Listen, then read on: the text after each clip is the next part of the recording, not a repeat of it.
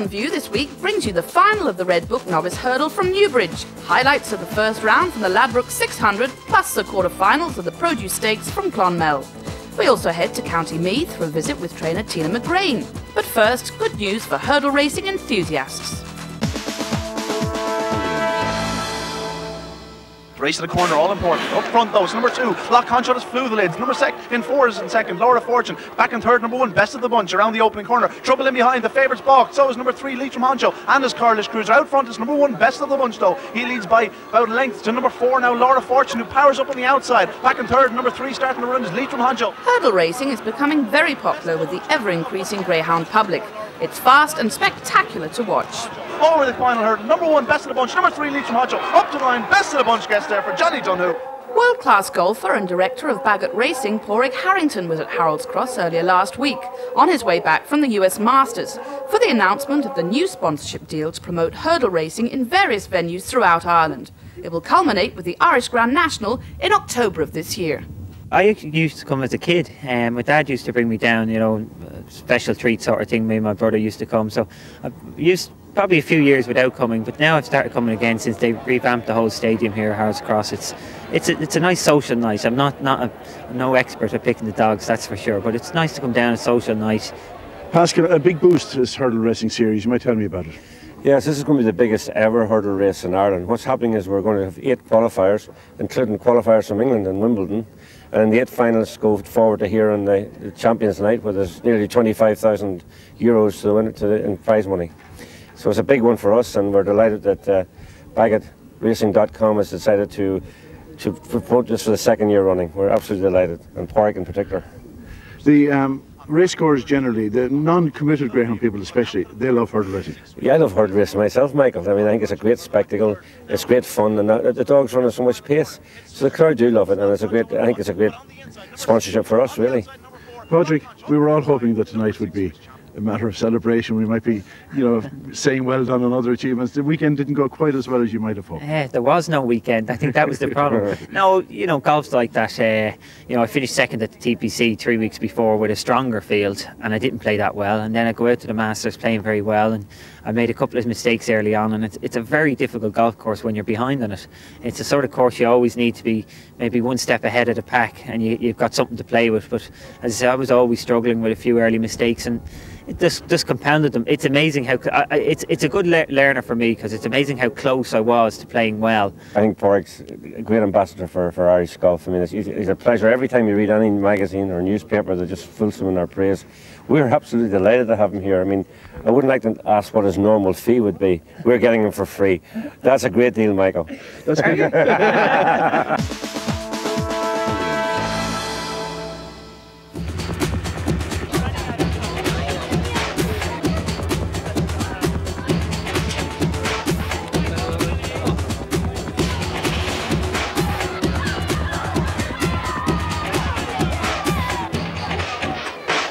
On the trend of hurdle racing, and Newbridge was the venue for the final of the Red Book Champion Novice Hurdle last week, where we witnessed top-class racing. In Trap 4, later was the 11-10 favourite. Michael Fortune takes it up. The lineup: in 1, Aquababe, 2, City Flyer, 3, Top Expert, 4, Later, 5, 1/3, and 6, Alan Band.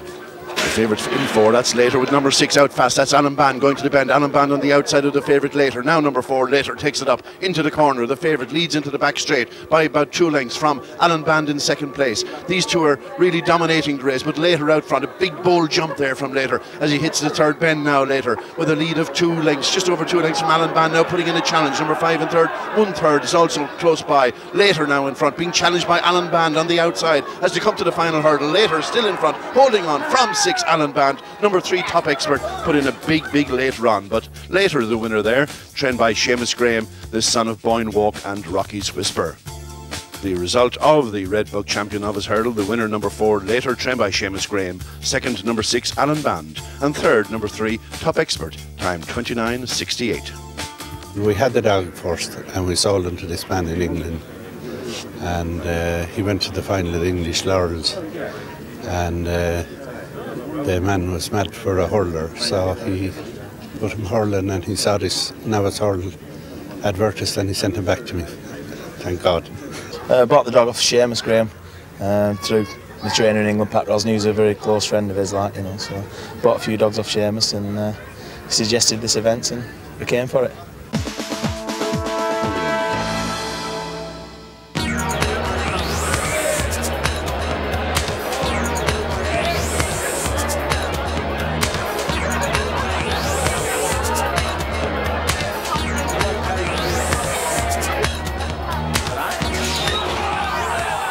€60,000 Ladbroke 600 got underway at Shelbourne Park last weekend, a competition which attracted a lot of interest on its first night.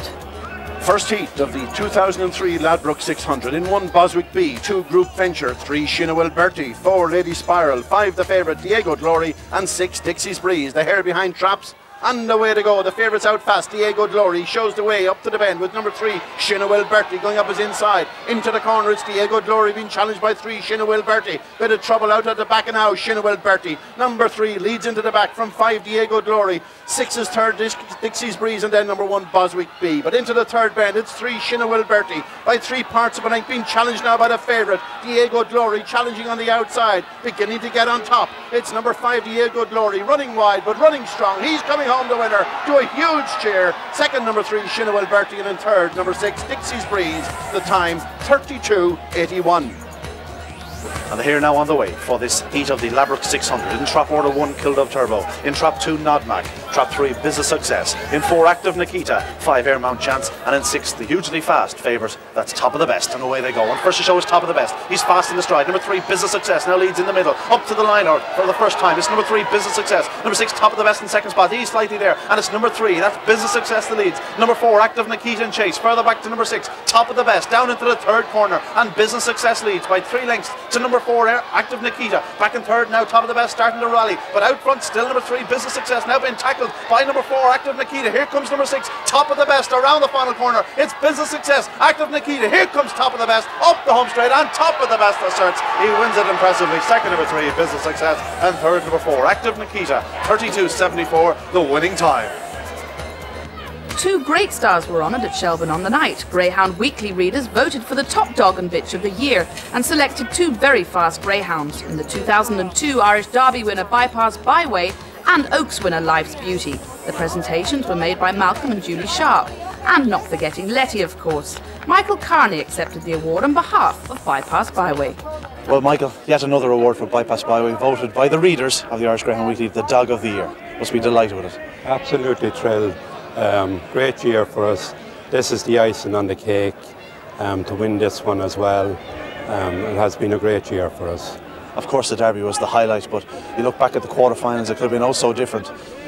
Yes, the quarterfinal I thought was one of the biggest races he ran. To me, it gave me a great thrill.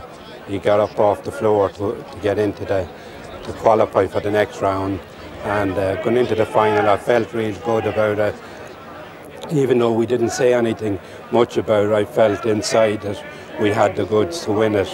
Every producer on the night, and he was sensational on the night. The son of Spiral Nikita and Sandy Penny, over Michael Carney, trained by Annie Bray. He's won the Derby in runaway fashion. It's hardly a surprise he's proved a sensation at stud, but the question still has to be asked, will he come back? Well, Ollie Bray says he still has a kennel at home empty, waiting to know what we'll do, and we haven't kind of decided, but we have to decide now inside the next 3 to 4 weeks if we're going to bring him back. But he's very, very busy at stud. Next, it was Life's Beauty's turn. The bitch was looking in great form and has been scanned and pupped to Bypass Byway. Owner Larry Byrne accepted the award. An historic mating, a Derby winner and an Oaks winner in the same year being bred together. Absolutely, yeah. Well, my problem was I couldn't find anything really faster than Bypass, and on account of the fact that she's very closely related to a number of very top dogs and top sires, I was left with very little choice of stud dog. Nevertheless, the dog I got was a dog I kind of always wanted, so I'm glad I've got it. Well, she had a dream career on the track. Hopefully her career as a dam will be as successful, if not more successful. Yeah, hopefully so, yes. She comes from a fabulous line of roads. 2 Derby winners have come out in the last 12 years. And when you can have dogs that win derbies and bitches that win Oaks, you've got a very good line. So hopefully that she'll be able to maintain that ability to breed a good greyhound She looks very well in herself, no doubt. She's very happy at home. Oh, she's extremely happy. Happy as fast as a pig in muck, and she's very happy. And another fabulous trophy to bring home with her. Yes, hopefully we'll be able to come back for it some other year. It's a dream come true, really, to be able to come to a place like this and take a trophy out of it. Even an ordinary race and a good pull off the bookies is even a difficult thing to achieve here. So this is something above and beyond the ordinary, so it's very nice. And now back to the action on the track. And the runners in traps now for the third opening round heat. In trap order 1, Airmount Tom. Trap 2, the favourite Heavenly Hero. In 3, Celsian Manor. In 4, the fast finishing Moving Customer. 5 is Governor. And 6, Confident Choice. And away they go. And first to show trap number 5, Governor. Going up on the inside, that's number 2, Heavenly Hero. Here comes number 6, Confident Choice with his run. But it's number 2, Heavenly Hero, that leads into the corner. Confident Choice in chase in second. Back in third, number 3, Celsian Manor. But around the opening corner. And number 2, Heavenly Hero, leads by 2.5 lengths. 3 lengths now. So number 6, Confident Choice. Back in third, number 3, Celsian Manor. The rest look out of it. Number 4, Moving Customer starting to move. But out front, still number 2, Heavenly Hero. He's gone 3.5 lengths clear of number 6, Confident Choice. In third, Celsian Manor. Here comes Moving Customer with his traditional late finish. But number 2, Heavenly Hero, has this one sewn up. Does he? Number 6, Confident Choice coming back. But number 2, Heavenly Hero wins it. Second, number 6, that's Confident Choice. And third, number 4, Moving Customer, 32.79, the winning time. On to the next heat, and the runners in trap order. 1, Manuel of La Mancha. In 2, Dita Davy. In 3, Glenanore Pride. In 4, the hot favourite, an Irish track sensation, Serene Rumble. 5, Liska Vienna. And 6, Cancel O'Key. The hair up behind the boxes. And away they go. And Smooth more. Serene Rumble very fast in the stride. But number 2, Dita Davy leads fractionally. But here comes number 4. That's Serene Rumble. He leads into the corner from number 2, Dita Davy. Back in third spot, bit of trouble. Number 1, Man of La Mancha. But out front, Dita Davy leads. Serene Rumble in chase. Back in third, number 1, Man of La Mancha. In fourth is Cancel O'Key. But into the third corner, it's still Dita Davy. A length clear of number 4, Serene Rumble, who now puts it up to into the third corner. But forced to check at this point. It's still number 2, Dita Davy. Could there be a shock in the cards? He leads by 2.5 lengths into the home straight. It's number 2, Dita Davy. He's not going to be caught at this stage. Serene Rumble running well after a return from layoff, but number 2, Dita Davy, an impressive winner. Second to number 4, Serene Rumble, and third, number 6, Cancel O'Key, 32.82, the winning time. In part 2, we visit trainer Tina McGrane and look back at racing from Clonmel.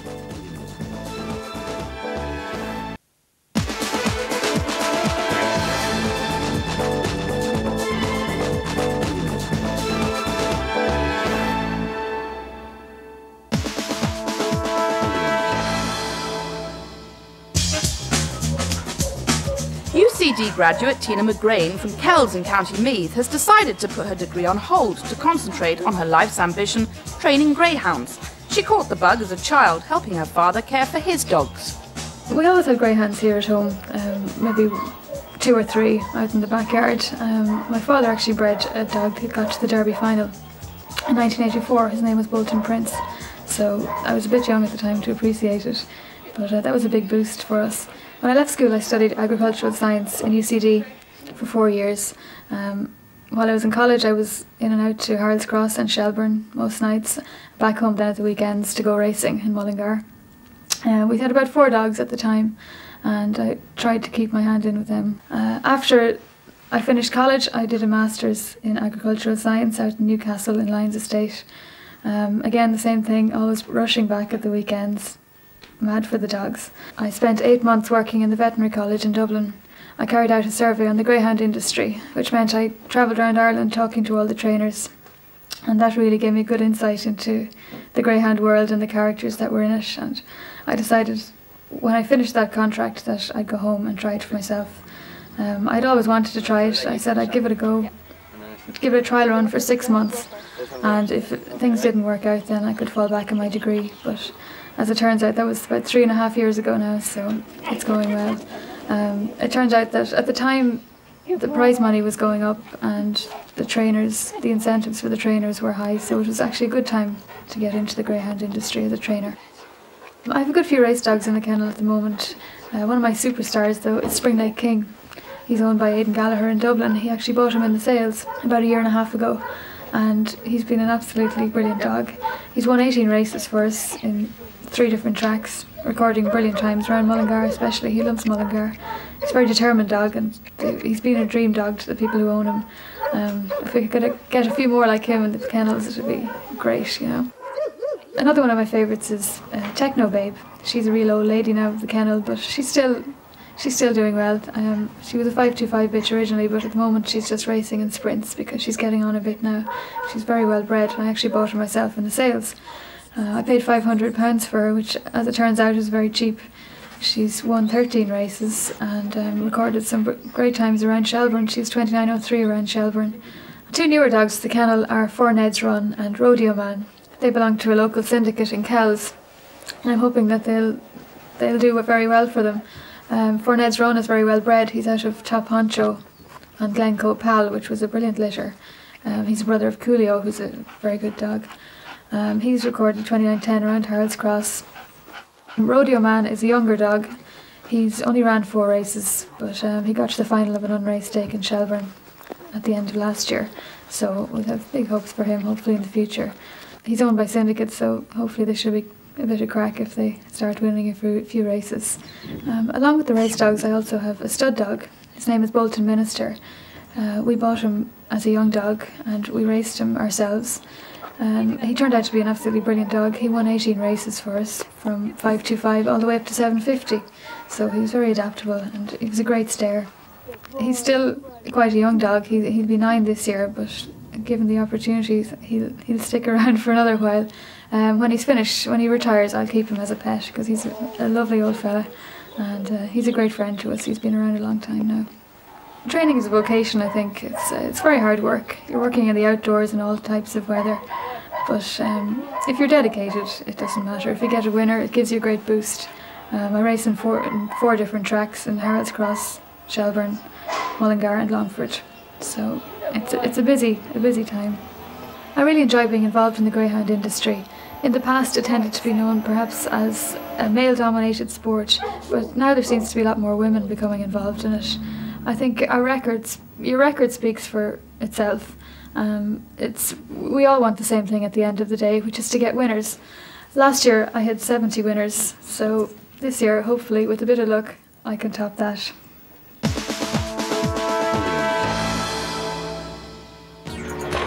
Harold's Cross has undergone a number of facelifts in recent years, and last week the first and second bend on the track received attention. Pat O'Donovan now explains. We had a few comments about the first bend, and the first bend was looked at, and our first priority really is to make sure that we try and make the track completely 100% out as near as possible for greyhounds to run around. So it was decided that we would bring in the first bend around 2 metres. We would move back the 525 box, also move the 550 trap back. We will lose the 575. For the moment anyway, we're going to use it as a 570 yards. They're going to look at the possibility of maybe trying to retain it as 575, but as and from now we're using it as 570 yards. The watering system has to be moved. The hay rail has been brought up.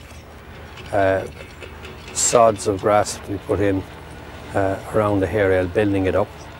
The 325 box will still remain. The yardage will be the same for the sprint, but we will be bringing the box in from the other side. So the dogs going around the second bend will get a better look, we feel, of the straight. A lot of hard work has gone into Harold's Cross this week. Long hours put in by the guys here, and they work very hard. And I'm confident Harold's Cross will be fantastic come race time.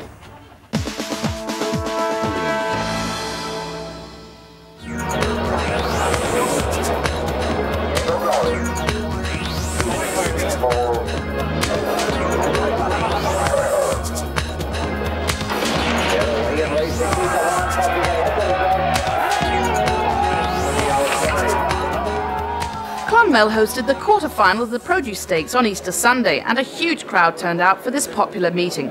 We joined Malk Evening. Dogs are in traps now for the opening quarter-final. Slippery Bill 1, 2 Ballymac Pride, 3 Tarbrook Tiger, 4 Officer Joe, 5 Squad Member and 6 Knock Even Major.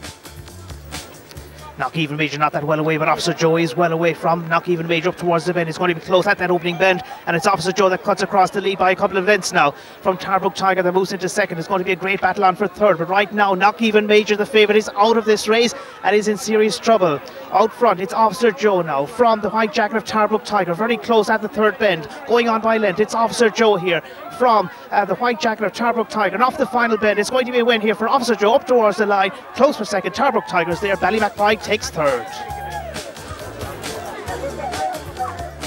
All set for the second quarter final. Knockwine 1, 2 Tom Shayby, 3 Tyrone Pearl, 4 Davern Chief, Nikita Billy 5 and 6 Coolmona Dave.